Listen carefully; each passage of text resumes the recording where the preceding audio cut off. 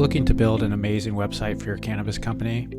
Well, here are the steps you need to follow in order to make that happen. First, you're going to need to pick out the right web host. What we mean by web host is the place where the actual physical files of your website are located. And when someone does a search for your URL, it will be directed to this place where your website is being held. Some of the bigger web host companies include GoDaddy, Domain.com, these types of companies, although these really big companies aren't always the best in terms of customer service. So you're going to need to look around, find a good deal, and the most important thing you need to look for is find a company that is going to be around for a while and isn't going to jack up your prices when it's time to renew your web host. Along those same lines, you're going to need to choose the right platform.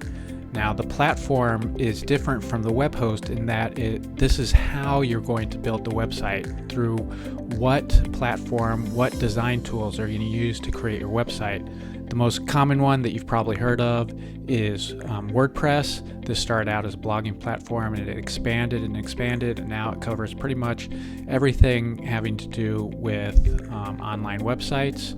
It's a good choice because it can pretty much do anything that you need, whether it's just a simple website or a full-on e-commerce website. But some other options include websites like Squarespace or Wix, where not only are you building the site on their platform, they're also hosting the files for you. So when you use WordPress, your website is going to also need a separate web host. Using WordPress can be free, or maybe you have to pay for some templates, but you're going to be paying for the hosting, and that's going to be a little bit more expensive versus going with a company like Wix, where you build the website and host the website in the same place.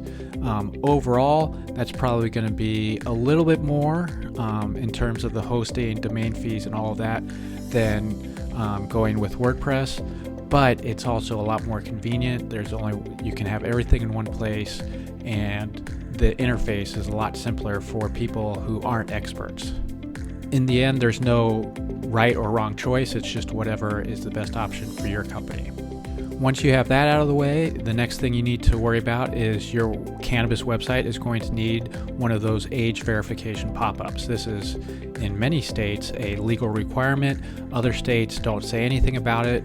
It's just a best practice no matter what. If you are dealing with cannabis products, cannabis information, you're probably going to want the age verification pop-up. It's really easy to do. It just asks your visitors to verify that they're 21 or older before they can get into your website.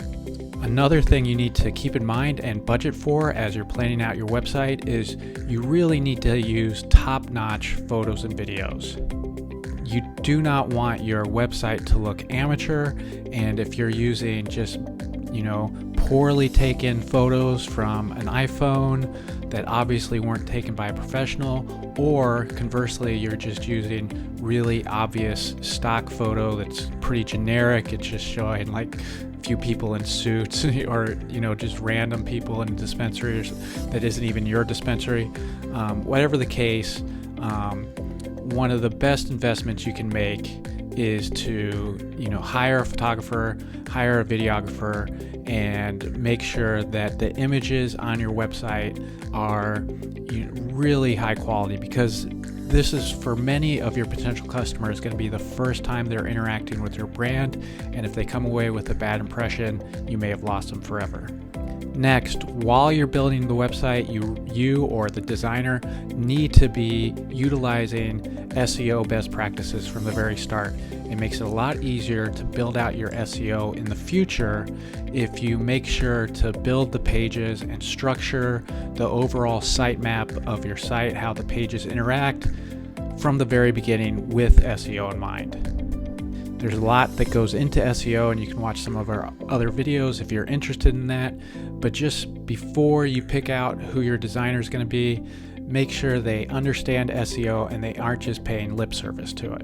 Another element of your website that can really help it to stand out in the marketplace is if you add some educational content that's going to help you teach your customers about your products, about cannabis in general, about the industry, about the laws, or anything that makes sense within the cannabis space, especially around your products and your brand.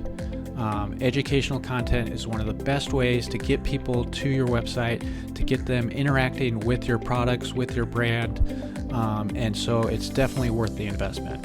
And with all that in mind, you need to really make sure that your website helps your branding to stand out. You need to have a clear idea of what your brand voice is, what sort of value proposition you are offering compared to your competitors, and why your customers should choose you instead of them. This should all be clear in the way you brand and present your website. And if you don't have a really clear idea before you start building your website, you're going to be in trouble. So this is something that you need to really flesh out from the very beginning. Don't wait to do it after the fact or down the line. Branding is really just the face of your company. It's how you are perceived by your potential customers, by the industry at large. And so it's something that is definitely worthy of your investment. With all that, the last step in making sure that you're going to have an amazing website is to hire a professional designer. If you are not a designer and you're like, oh, I'm just going to do it myself. Oh, they have these free tools. I'll figure it out. I don't have the money to spend. This is not the right mindset you should need to have around your business. If you want your business to succeed, you need to invest in it, and that includes hiring a professional web designer. Figure out what your budget is. Find someone that is talented within that budget, that is going to be easy to work with and responsive, and is going to do a good job and provide you the kind of website that you want, and work with them to get the ideal website for your cannabis business. So that is an overview of what it takes to build an amazing professional cannabis website.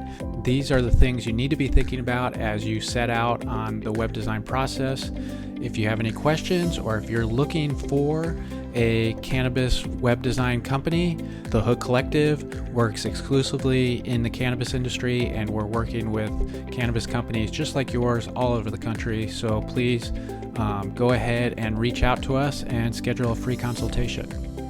Thanks for watching the video, and good luck with your website.